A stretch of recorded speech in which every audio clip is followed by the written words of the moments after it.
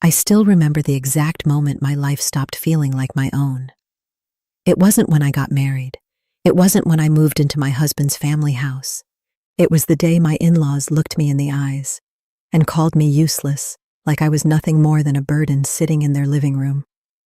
That day, I smiled. But inside, something cracked. Something I didn't even know would later turn into revenge. My name is not important, because in their house, I was never called by my name anyway. To my mother-in-law, I was that girl.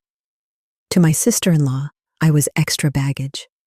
And to my father-in-law, I was temporary. Yes, temporary. Like I was just passing through their family life, not building one inside it. I got married into a family that looked perfect from the outside. Big house, respect in society, a business everyone talked about in town. They smiled in photos like they were made of gold. But inside that house, it was something else entirely.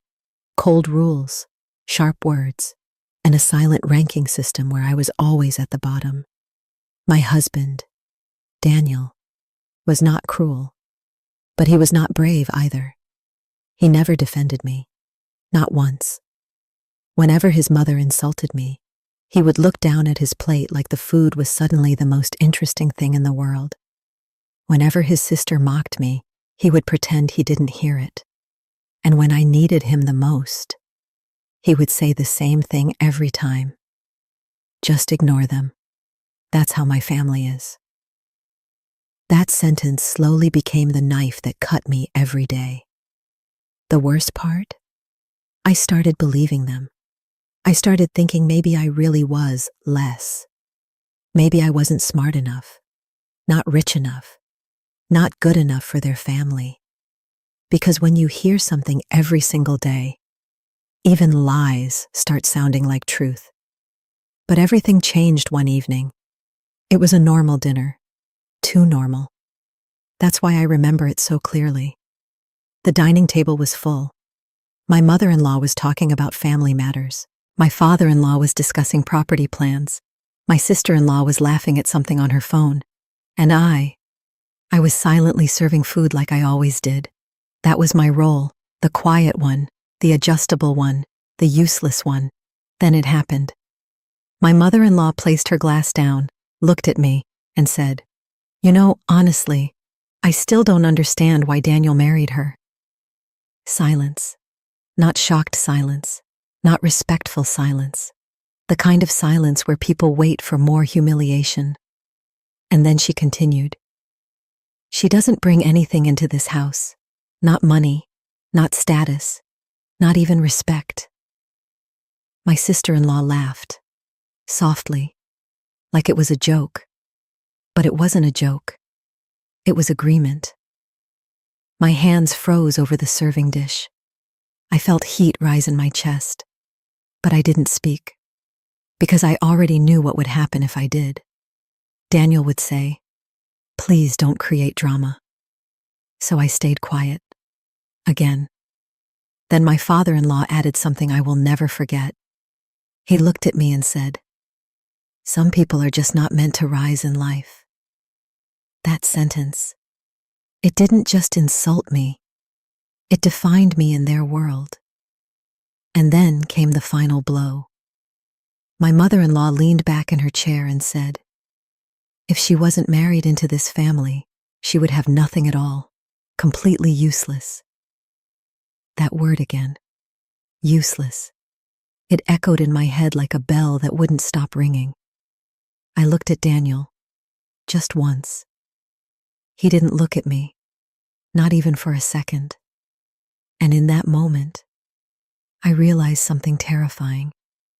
I was alone in that room, not physically, but emotionally, completely alone. That night, I didn't cry loudly. I didn't scream. I didn't argue. I just sat in the guest room, staring at the wall. And for the first time in my life, I asked myself a question I had avoided for years. What if I stopped accepting this? But I had no answer, because in that house, I had no power, no voice, no money, not even my own property. Everything belonged to them, or so I thought. What I didn't know, what none of them knew, was that one small document sitting in a locked office drawer was about to change everything, and it had my name on it. The next morning started like every other morning in that house. Too quiet, too controlled, too predictable. The kind of morning where nothing feels wrong on the surface, but everything feels wrong underneath. I woke up early, like I always did, not because I wanted to, but because in that house, peace only existed if you earned it through silence and obedience. I walked toward the kitchen, still half awake. The house was unusually active. My father-in-law's voice echoed from the study. My mother-in-law was speaking quickly on the phone.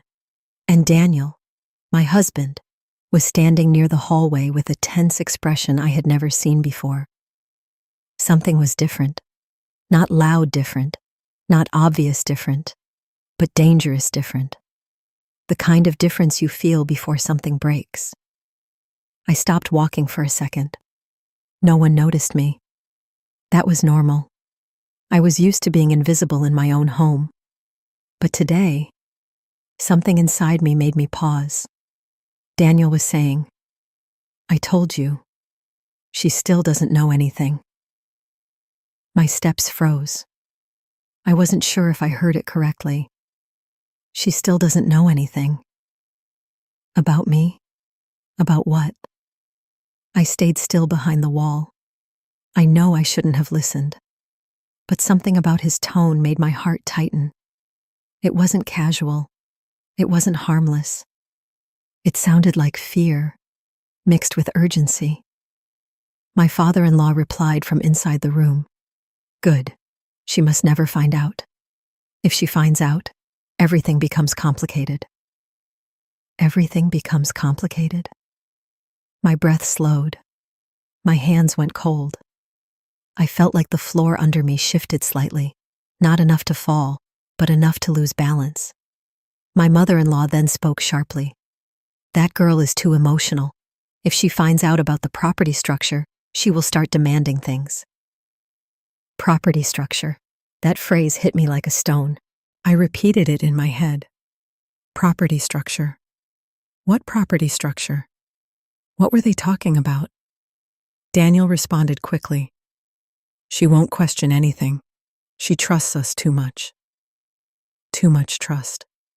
Something about that sentence hurt more than the insult from last night, because it confirmed something I didn't want to believe. They were hiding something. From me. Inside my own marriage. Inside my own house. I stepped back slowly. My heartbeat was louder than their voices now. I didn't want to hear more. But I also couldn't move, because my mind was filling in gaps I didn't understand. Property, structure, secrecy, trust. None of it made sense, and that made it worse. I quietly walked away from the hallway before anyone saw me. I went to the kitchen and pretended to wash dishes. My hands moved automatically, but my mind was somewhere else entirely. Every insult from last night suddenly felt connected. Useless. Temporary. Not meant to rise. It wasn't just emotional cruelty. It was something deeper, something planned. By afternoon, I couldn't stay inside the house. I said I needed groceries. No one cared. No one stopped me. That was the pattern in my life. I left the house and kept walking until I reached a small cafe nearby. My hands were shaking slightly as I sat down. I didn't even order anything at first. I just sat there, trying to understand what I overheard. That's when I met someone who changed everything. Not dramatically, not like a movie, just quietly. A man in his late 50s sat across from me. He noticed I wasn't okay. After a few seconds, he spoke gently. "You look like someone who just heard something they weren't supposed to hear." I almost laughed, because it was true. Too true. I didn't know him, but something about his calm voice made me speak. Maybe it was exhaustion. Maybe it was confusion. Or maybe it was the first time I felt safe enough to say it out loud. I said, I think my family is hiding something from me. About property. He didn't react immediately. He just nodded slowly, like he had heard this kind of story before. Then he asked something simple. Are you legally part of that family's assets in any way? I hesitated. I don't know. That was my answer. And in that moment, I realized something terrifying. I didn't know anything about my own financial position in that house. Not the property, not the business, not even my rights. I had just been living there, like a guest, a silent one. The man leaned back and said something that stuck with me. People don't hide things unless there is something worth hiding. That sentence stayed in my head even after I left the cafe. Worth hiding. Property structure. She must never find out. Everything started forming a shape now. A shape I didn't like. That night I returned home earlier than usual. The house was dark. Quiet again. But this time, the silence felt different. It wasn't peaceful. It was protective. Like the house itself was hiding something from me. I saw Daniel sitting alone in the living room. He looked at me and quickly changed his expression. Too quickly, too forced. Where were you? He asked. I smiled slightly. Just outside. He nodded, but his eyes didn't relax, not even a little. That night, I couldn't sleep. Every time I closed my eyes, I heard the same words again.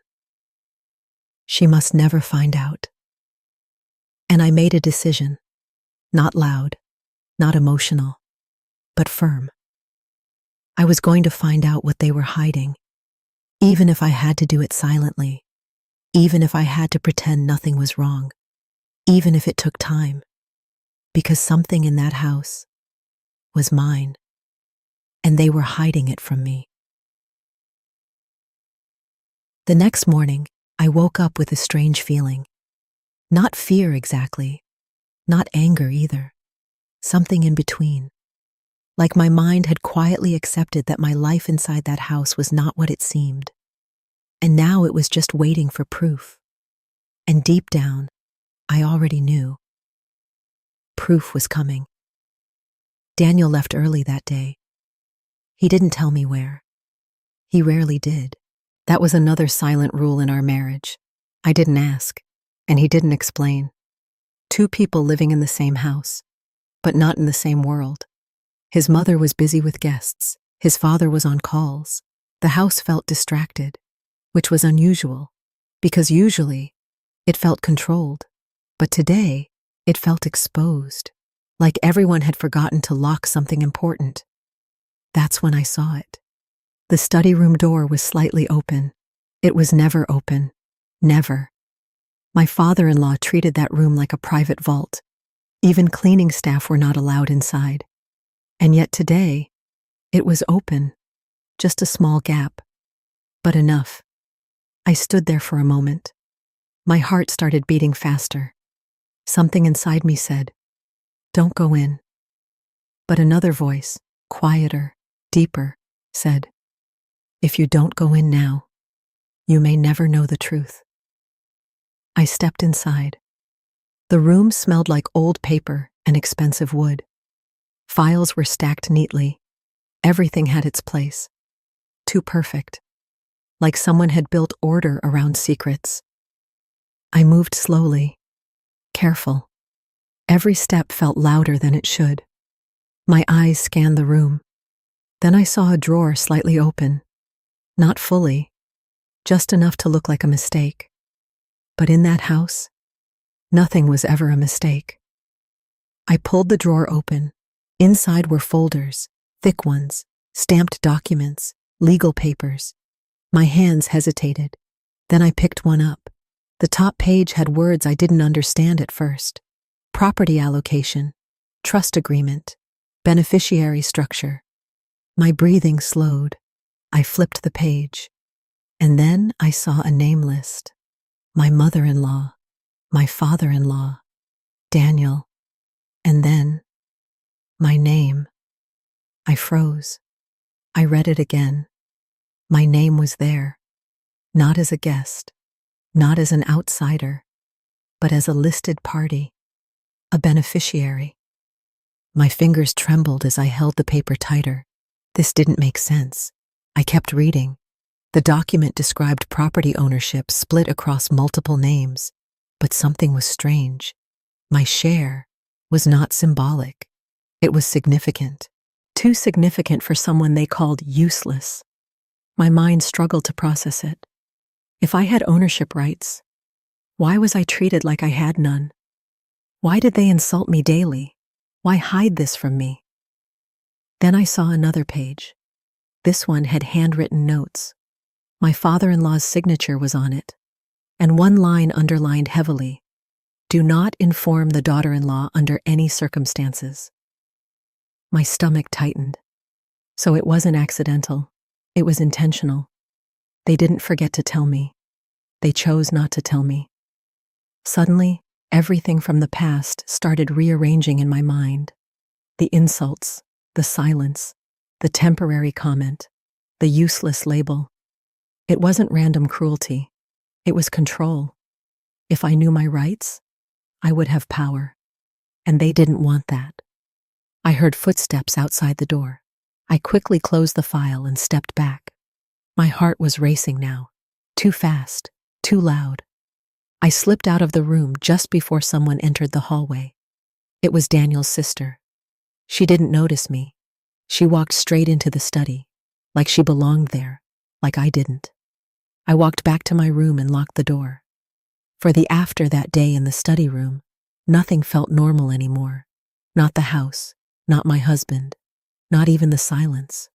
Because now I knew something dangerous. I knew I had been included in something important, and hidden from it at the same time. That kind of truth doesn't just sit quietly in your mind. It grows. It spreads. Until everything you look at starts feeling suspicious. Daniel came home late that night, later than usual. He looked tired, but it wasn't the kind of tiredness from work. It was something else. The kind of tiredness people carry when they are lying too much in one day. He didn't greet me properly, just dropped his keys and sat down. Then he said something casual, too casual. "So, how was your day?" I watched him carefully. His tone didn't match his eyes. His eyes were scanning me, not lovingly, not curiously, but carefully, like he was checking something. I smiled softly. Normal. One word, safe word. The same word I had learned to use in that house when truth was dangerous. He nodded, but didn't relax. Not fully. That night, I couldn't sleep again. But this time, it wasn't confusion.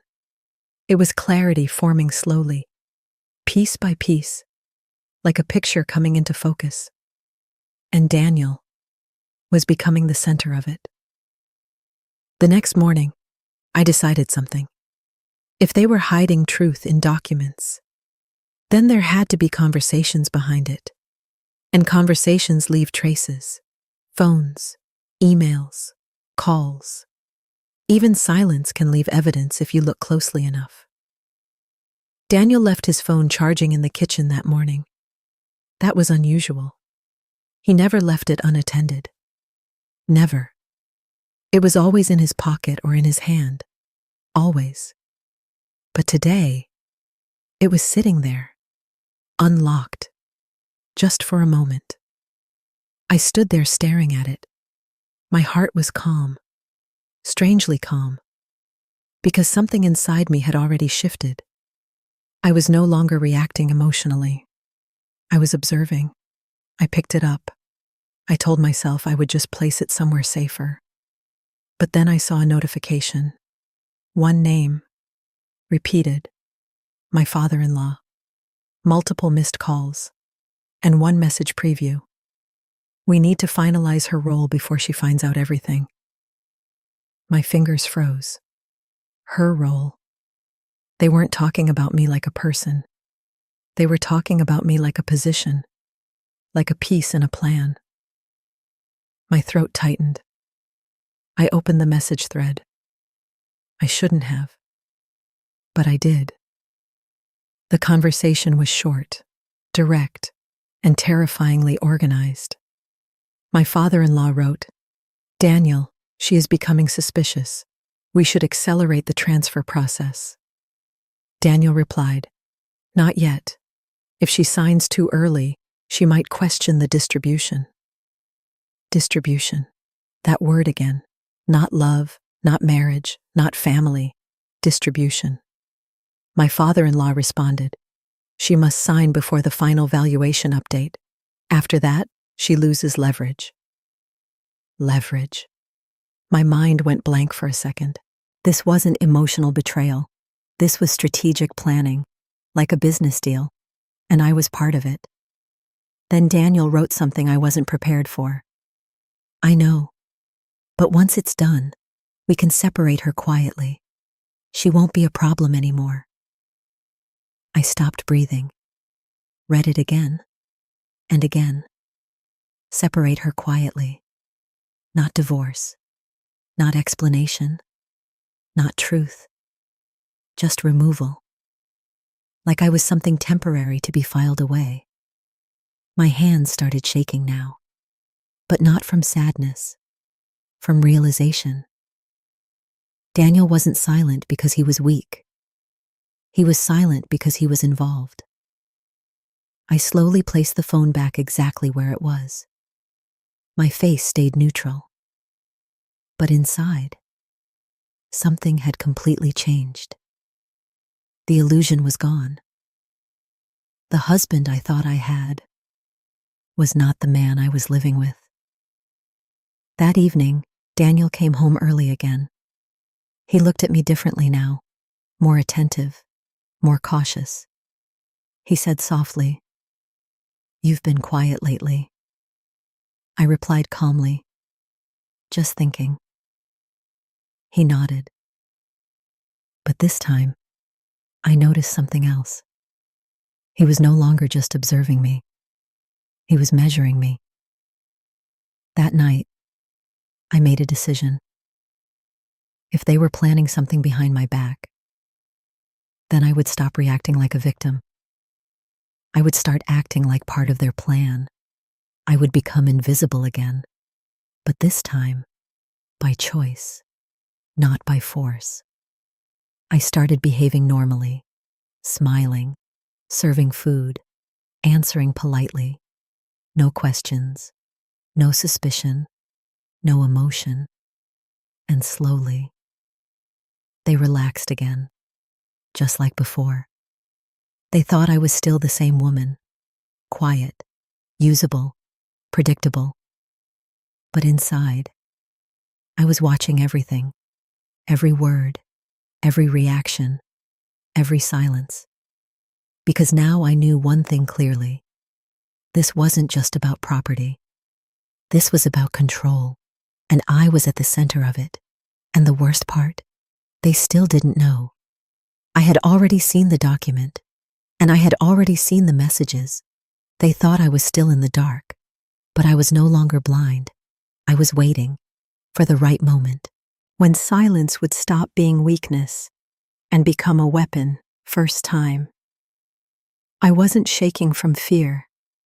I was shaking from realization. I was not powerless. I was kept powerless. There is a difference, a very dangerous difference. That evening, Daniel came home early. He looked stressed, more than usual. He didn't even sit properly before asking, "Did anything unusual happen today?" I looked at him, just for a moment too long. Then I smiled slightly. No, everything was normal. He relaxed instantly, too instantly. That reaction told me everything. They were watching something. waiting for something, or hiding something from someone who wasn't supposed to wake up. That night, I lay in bed staring at the ceiling. But my mind was no longer the same.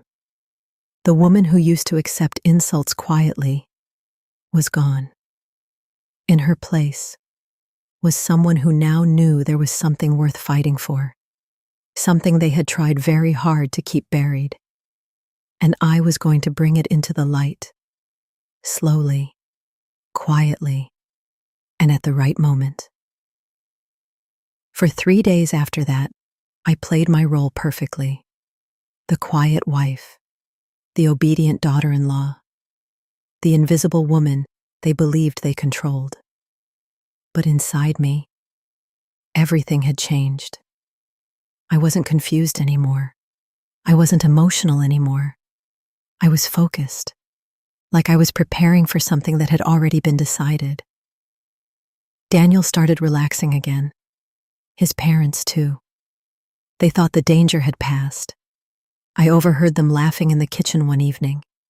My mother-in-law said, "She is still the same. I told you she wouldn't understand anything." Daniel replied, "Good. We move forward this week." That sentence stayed in my head. This week. So it was coming soon. Whatever it was. And I already knew what my role would be in it. Not victim, not outsider, but signature. On the 4th day, Daniel approached me at dinner. His tone was unusually soft, almost careful. "I need you to come with me tomorrow," he said. I looked at him. "Where?" He smiled slightly. "A legal consultation. Just formal paperwork. Nothing complicated." Paperwork. There it was again. That word that now meant everything. My mother-in-law added quickly, "Yes, it's just routine. We are updating some family property documents." Her voice was too quick, too rehearsed, like she had said it many times before. I nodded slowly. "Okay." Just one word. Calm. Controlled. Exactly what they wanted. That night, I didn't sleep. But not from fear. From timing. Because I knew tomorrow was not a normal day. Tomorrow was the day they thought they were finalizing their plan. But I was also ready. The next morning, Daniel drove us to the office. A legal firm. Expensive building. Glass walls. Clean floors. Everything looked official. Everything looked safe. That's what made it dangerous. Inside, a lawyer greeted us. Polite smile. Neutral tone. But his eyes were sharp. Observant. Like he already knew this wasn't a simple case. We sat down. Documents were placed on the table. My name was printed clearly on one of them. My heart didn't react. Not anymore. I had already seen enough to understand the pattern. Daniel spoke first. "This is just a transfer confirmation. She is aware." The lawyer looked at me. I stayed silent. My mother-in-law quickly added, "Yes, she understands everything." That was the first lie, and I didn't correct it. The lawyer slid the document toward me. "This confirms your agreement to the revised property structure." Revised. So it had already been changed, without me. And now they wanted my approval, my signature, the final step. I held the pen. My hand was steady. That surprised even me. No shaking, no hesitation, just silence. Daniel leaned slightly toward me and whispered, "Just sign it. It's simple. Family matters." Family matters. That phrase used to mean trust. Now it meant control. I looked at him for a long moment. Then I smiled. Not warmly, not emotionally, just calmly. And I signed. The room went quiet for half a second. Then Daniel relaxed. My mother-in-law exhaled. My father-in-law nodded slightly. They thought it was done. They thought I had just given up. The lawyer took the document. checked it, then paused. His expression changed slightly. Not confusion, recognition. He looked at my father-in-law and said, "This signature activates the secondary clause." Silence. Instant silence. Daniel frowned. What secondary clause? The lawyer turned the page, and then everything changed. He said calmly, "According to the original trust structure, once she signs, full verification of ownership rights is triggered."